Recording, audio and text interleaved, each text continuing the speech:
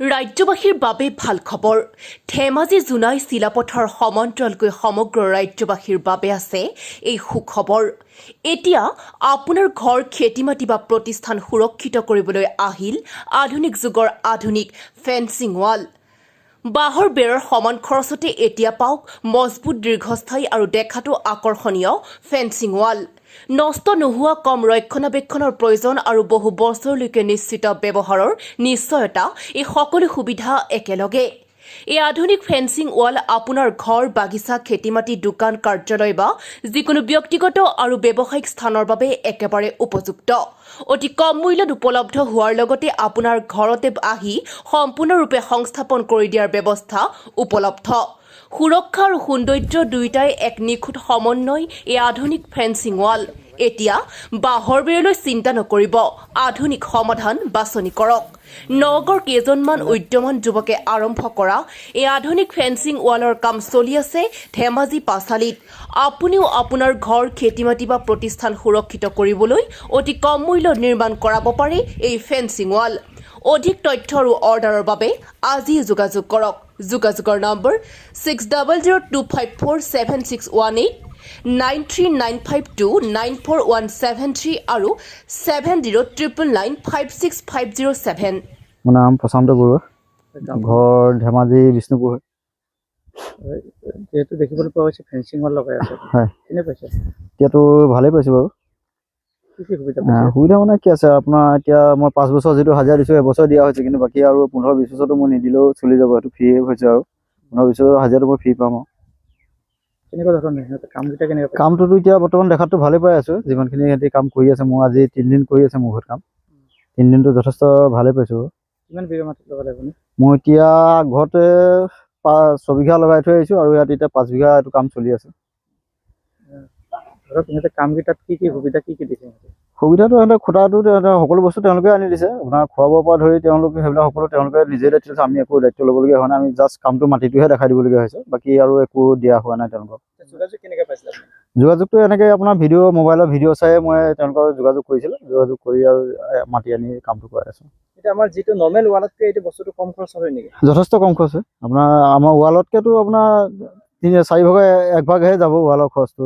এনে আপোনাৰ পকা ৱাল যিটো দিয়া হয় তাৰ তুলনাত আপোনাৰ 1 ভাগহে খৰচ হ'ব। বাঁহৰ বেৰতকৈ অলপ খৰচটো বাঢ়িছে। বাঢ়ি গ'লেও আপোনাৰ বাঁহৰ বেৰটো প্ৰত্যেক বছৰে দিনত যিমানটো যাব সেইটো তুলনাত আপোনাৰ খৰচটো কম হৈছে। এনেই 1 বছৰ বাঁহৰ ৱালৰ চাইলত যথেষ্ট বাঢ়িছে, কিন্তু হ'লেও আপোনাৰ আজি 15-20 বছৰ বাঁহৰ ৱালটো যিমানটো যাবগৈ বাঁহৰ বেৰটোত তাৰ তুলনাত নাই যোৱাগৈ। কিমান বছৰ লাষ্টিং হ'ব বুলি কৈছে? তেওঁলোকেতো 20 বছৰ 30 বছৰ সময় লাষ্টিং হ'ব বুলি কৈ আছে। আৰু ক'ৰবাত ইয়াত এৰিয়াত লগাইছে নেকি? বৰ্তমান এইটো এৰিয়াত বেলেগে লগোৱা নাই, মই প্ৰথম তেওঁলোকক মাতি আনি লগাইছোঁ আৰু। আপোনাৰ এতিয়া কিমান বিঘা লগালে? মই এতিয়া এই আগত 6 বিঘাটো সম্পূৰ্ণ হ'ল, এতিয়া 5 বিঘা কাম আৰম্ভ কৰি আছোঁ। বাকী ভাল হৈছে কাম? বাকী এইখিনি ঠিকে আছে কাম। হয়, আমি এই ফেন্সিং ৱাল লগাই আছোঁ। এইটো আমি নগাঁৱৰ পৰা আহিছোঁ। নগাঁৱৰ পৰা আহি পেলাই মানে আমি লগাই আছোঁ। আমি কাম হ'ল ইয়াত 2-3 দিন হৈ গ'ল কাম কৰি আছোঁ। ইয়াত 5 বিঘা মাটি আছে। দাদা আমাক ভিডিঅ'ত পাই পেলাই কণ্টেক্ট কৰিছে। কণ্টেক্ট কৰাৰ পিছত আমি আহিছোঁ, আহি পেলাই ইয়াত দাদা কাম কৰি দি আছোঁ। এই এৰিয়াটোৰ নাম কি? এই এৰিয়াটোৰ নাম হ'ল আপোনাৰ ধেমাজি পাছালি বুলি কয়। আপুনি অসমত যিকোনো ঠাইৰ পৰা আপুনি কণ্টেক্ট কৰিব, পাই যাব মোক। এইটো সময় আপোনাৰ 2 দিন লাগি যাব। 2 দিনতে শেষ হৈ যাব। আপোনালোকৰ ৰেটবোৰ কেনেকৈ দিয়ে? এইটো ৰেটবোৰ ধৰক জাগা লৈ পেলাই কথা। এইটো ৰেটটো আমি ক'ব এনেকৈ নোৱাৰোঁ, যে জাগা লৈ কথা আমাৰ।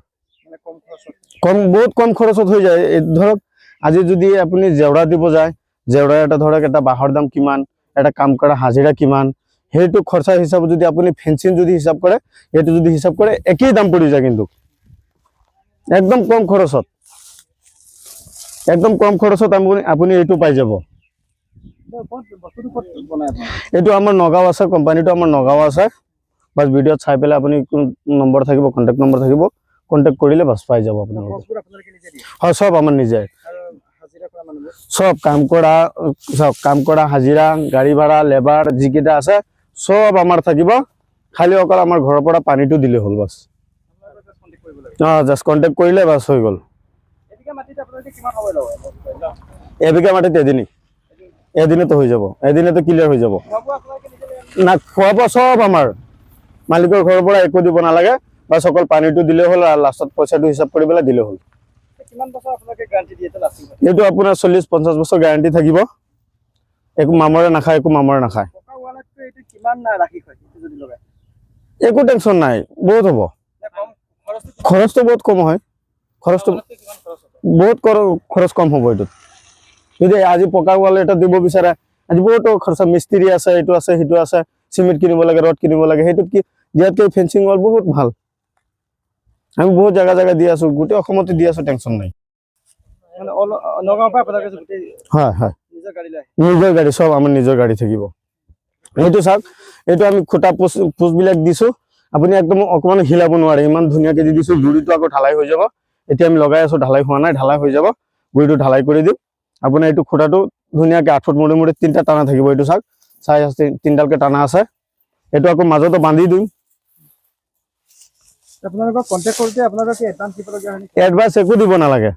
এডভান্স একো দিব নালাগে, বাছ কণ্টেক্ট কৰি পেলাই লোকেশ্যনটো দিলে হ'ল। আমি ৰাতিপুৱা 5টা বজাতে পাই যাম। কেনেকৈ আপোনালোকে কণ্টেক্ট কৰিবলৈ আহিব? যদি কোনোবাই যদি বিচাৰে কোনোবাই বিচাৰিলে বাছ কণ্টেক্ট কৰিলে হ'ল, আমাৰ কল কৰিলে হ'ল, আমি পাই যাম ঘৰত। 7099956507।